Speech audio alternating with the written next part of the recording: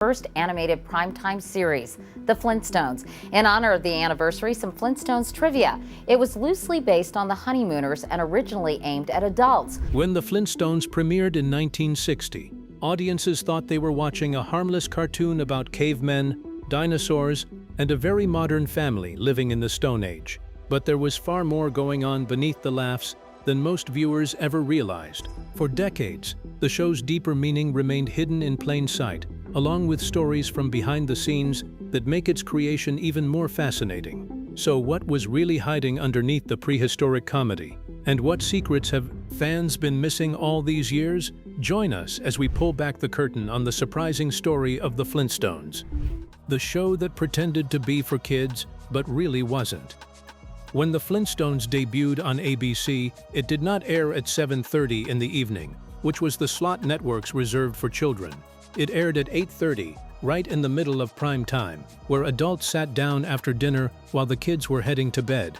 That decision was not random. It was a statement about exactly who the show was for and what it intended to do. Hanna-Barbera had been brought in specifically because ABC wanted something fresh for its adult primetime lineup.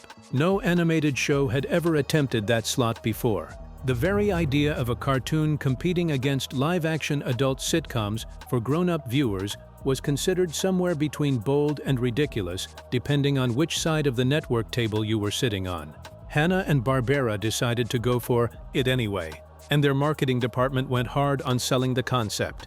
Their promotional materials described the Flintstones as a primetime animated sitcom aimed squarely at adult viewers, full of social commentary about modern American life. Adult, adult, adult was the drumbeat from the publicity team. They wanted critics and viewers to know this was not a Saturday morning cartoon. The first episode aired, and at least some of those critics were immediately disappointed. The premiere was a simple story about the men wanting to go bowling, while the women wanted to go to the opera. One reviewer called it ham-handed. Another said it fell far below expectations. Joseph Barbera later admitted to a reporter that the sophisticated adult angle had largely been a publicity stunt, a way to generate buzz for something unfamiliar. And to be fair, he was right, that the show was not delivering New Yorker wit in cartoon form. And the Flintstones, the first primetime cartoon series on network television, still running in more than 80 countries around the world. But here is what those critics completely missed. The sophistication was not in the jokes. It was underneath them. The show was making fun of modern America, not by being clever about it in the way a satirical magazine would be clever, but by holding up a prehistoric mirror to 1960 suburban life and letting viewers decide what they recognized in their own reflection. And what they recognized, once they started looking, was everything. But before anyone could see any of that, the show had to survive a problem. One that had been building since before the first episode even aired, because the people who created the Flintstones had borrowed something they were not supposed to borrow, from someone who was furious about it, and that someone had lawyers on speed dial. The blueprint that was stolen. The two most popular television shows in America in the late 1950s were I Love Lucy and The Honeymooners. When Hanna-Barbera sat down to design their primetime cartoon, they looked at both of those shows very carefully. Then, they looked at The Honeymooners one more time, and then they essentially rebuilt it from the ground up with stone instead of brick, dinosaurs instead of buses, and bedrock instead of Brooklyn. The Honeymooners starred Jackie Gleason as Ralph Cramden, a large, loud, perpetually scheming blue-collar bus driver from a working-class New York neighborhood. He lived in a modest apartment with his patient, sharp-tongued wife Alice.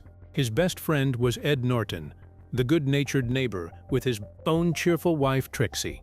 The show lived on the comedy of Ralph's big personality, clashing with the practical reality of his modest life. Now consider Fred Flintstone. Large, loud, perpetually scheming blue-collar quarry worker. Modest stone house. Patient, sharp-tongued wife Wilma. Best friend Barney next door, with his own cheerful wife Betty.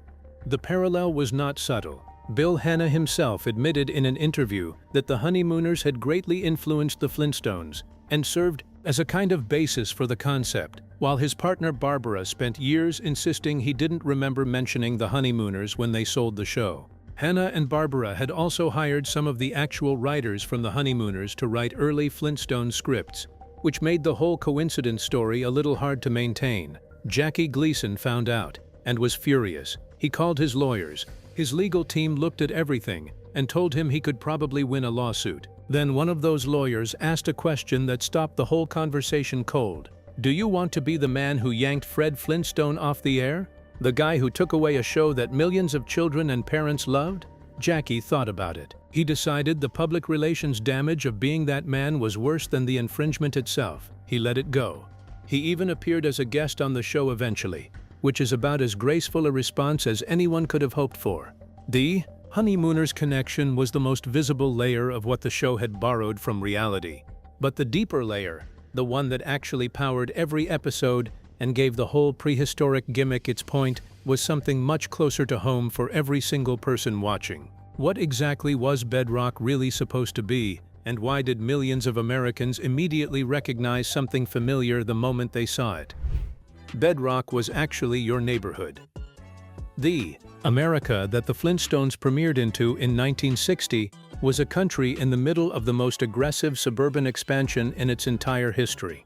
After World War II, the GI Bill had sent veterans to college, given them low-interest mortgages, and pointed them toward the brand-new neighborhoods that developers were rapidly building on the edges of every major city. Families bought houses, they bought cars, they bought washing machines and refrigerators and televisions, and then they sat in front of those televisions watching advertisements for more things to buy. The American dream had been packaged, branded, and sold to an entire generation as a very specific set of possessions arranged in a very specific kind of house on a very specific kind of street where everyone more or less looked and lived like everyone else. The American middle class after the Second World War, the Service Members Readjustment Act of 1944, better known as the GI Bill. Hanna-Barbera dropped that exact America into the Stone Age and held it up for the whole country to look at. Bedrock was not a prehistoric fantasy. It was Levittown with dinosaurs. It had suburbs and subdivisions and a commute. Fred drove to the quarry in his foot-powered rock car every morning, just like every other working man in 1960 America. It had a bowling alley, a drive-in restaurant, a beauty salon, a golf course, and a country club. It had everything the post-war American suburb had, right down to the anxiety about keeping up with the neighbors. The only difference was that everything was built from rock and powered by animals, and that difference was both the joke and the point. The joke was that cavemen had independently invented the same world that 20th century Americans were so proud of. The point was that 20th century Americans were cavemen who just did not know it yet. Every episode quietly made the same observation, that the gadgets, the status anxiety, the marriage dynamics, the obsession with social approval that defined modern American suburban life in 1960 were not signs of progress. They were just slightly better dressed versions of things people had always done, and dressing them up in stone and dinosaur hide was the show's way of making that visible without making the audience defensive about seeing it. The genius of the prehistoric setting was the distance it created. Viewers could laugh at Fred's schemes because Fred was a cartoon caveman.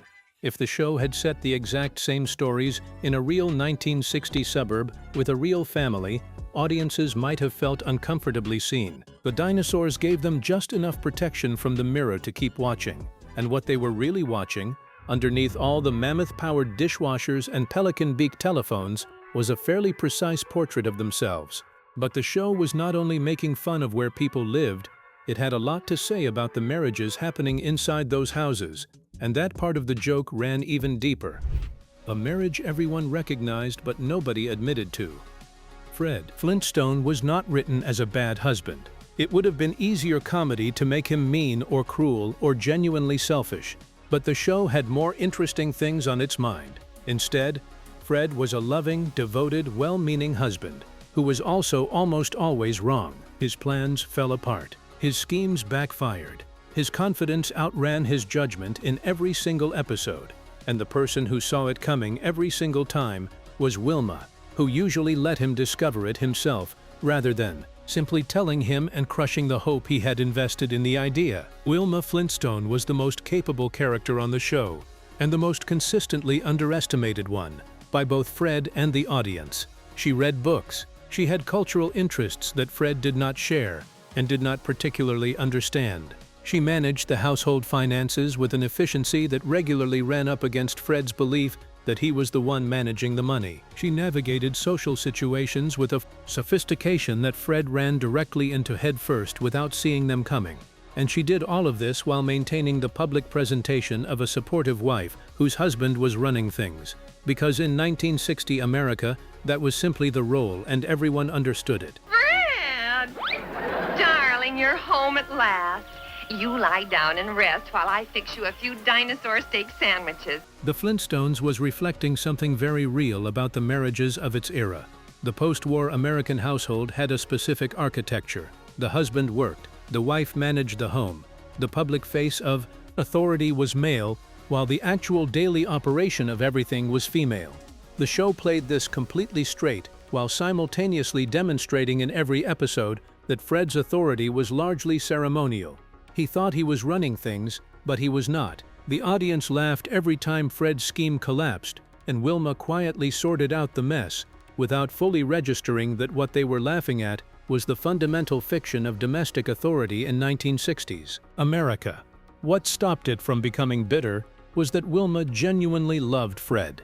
She found him funny in the way you find funny the people you love, even when they are being completely ridiculous. The marriage was warm at its center, which meant the comedy about who actually held the power could land without anyone feeling like they were watching something cynical. They thought they were watching a love story. They were, but it also happened to be one of the most accurate portraits of how power actually moved through an American marriage in that era. And then there was the question of the Rubbles next door, whose marriage told a slightly different story. And there was also the matter of what the show was selling during commercial breaks, which turned out to be one of the more revealing details in the entire history of television advertising. Cigarettes, cavemen, and the most ironic sponsorship in TV history. At the end of episodes in the first and second seasons of the Flintstones, Fred Flintstone would light a cigarette for Wilma and sing the sponsor's jingle. The sponsor was Winston Cigarettes. Fred and Barney appeared in live-action-style animated commercials during their first 2 seasons, promoting Winston with the famous tagline, "Winston tastes good, like a cigarette should." These ads ran from 1960 until 1962, when Pebbles was born and the show's audience shifted visibly younger, at which point Winston pulled out and Welch's Fruit Juice took over as sponsor. A show whose entire premise was that modern people were not as sophisticated as they thought they were, paid for by a company whose entire business model depended on convincing modern people that a specific brand of cigarette made them sophisticated. The irony was total, and apparently nobody found it worth commenting on at the time, because in 1960 cigarette advertising was simply what television ran, and the idea that this was strange took another decade or so to arrive. The Winston sponsorship also provided unintentional but perfect evidence for everything the show was quietly saying about consumerism. The show told audiences they were cavemen in disguise. The ads told those same audiences that cavemen smoked Winston because Winston tasted good. The audience watched both and went to the store and bought cigarettes, having just watched a cartoon tell them they were too easily manipulated by advertising. The Flintstones was inside the machine it was making fun of, which is either a creative compromise that reveals the limits of what television satire could actually do in 1960, or the most unintentionally perfect illustration of its own argument that has ever appeared on American television. Winston exited after season 2. The show moved toward a more family-friendly commercial identity, Welch's Juice, and eventually the Flintstones vitamins that are still on pharmacy shelves today, which might be the longest-running commercial legacy of any primetime television show in history. But even as the advertising cleaned up, the show itself kept getting darker in the things it was willing to address directly. And the territory it walked into next was something that no one watching a cartoon in 1960 expected to have to think about. The things nobody expected a cartoon to actually say. The Flintstones was made during a time when certain topics were handled on television with extreme care, or not handled at all. Infertility was a private grief managed privately. Financial anxiety was something you managed behind a closed front door. The gap between what the American dream promised and what it actually delivered for working-class families was not something primetime television was in the business of exploring honestly. The Flintstones walked directly into all of it, and because the whole thing was set in the Stone Age, the audience's defenses were low enough to let the observations land. Barney and Betty Rubble could not have children of their own. In 1960, acknowledging infertility on television at all was genuinely unusual. It was the kind of private pain that families carried quietly, and nobody put on a broadcast network on a Friday night. The prehistoric setting gave the show enough distance from the reality that viewers could absorb the honesty of it without feeling exposed. By the time anyone registered that they had just watched a cartoon couple navigate the grief of not being able to conceive, the episode had moved on. The laugh track was already at the next joke, but the acknowledgement had happened, and for families sitting at home who were living through exactly that situation, it mattered more than anyone at the network had probably calculated. Fred's relationship with money told its own story. His schemes were almost always driven by the gap between what he had and what he wanted: the better house, the country club, membership, the social status that a slightly higher income would have provided. He wanted more than he had, and the wanting itself was treated as completely natural rather than as a character flaw. That dynamic, a working-class man perpetually reaching for a consumer lifestyle slightly beyond his means, was the defining economic anxiety of post-war American suburbia, and the show honored it by making it the engine of almost every episode's plot, without ever presenting Fred as pathetic for feeling it.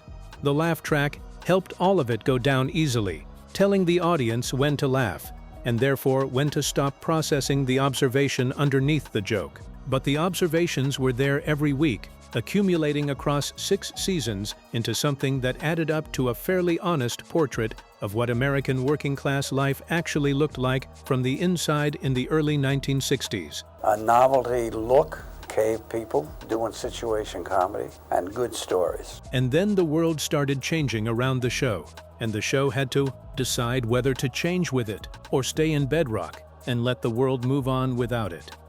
The legacy nobody planned.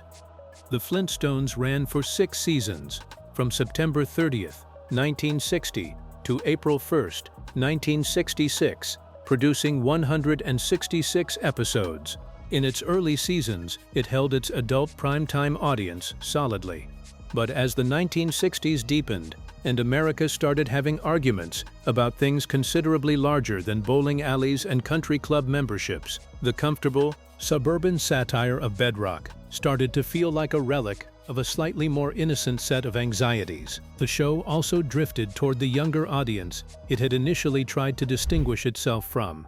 By the final season, the show that had launched as primetime adult entertainment had become something recognizably closer to a children's program. When ABC canceled it in 1966, it moved to syndication, where something unexpected happened. The children who watched it after school in the 1970s and on Saturday mornings in the 1980s were not seeing satire of post-war American consumer culture. They were watching Fred yell and Barney laugh and the dinosaurs do funny things, and they loved it completely on those terms. The show had outlived its own purpose and become simply entertainment and almost entirely divorced from the cultural context that had made it mean something in the first place. If the Flintstones was making fun of American suburbia and its endless appetite for consuming things, what does it say that the show itself became one of the most successfully consumed products in American entertainment history? And when The Simpsons came along decades later and finally did what the Flintstones had originally promised to do, who, now, does the original credit belong to?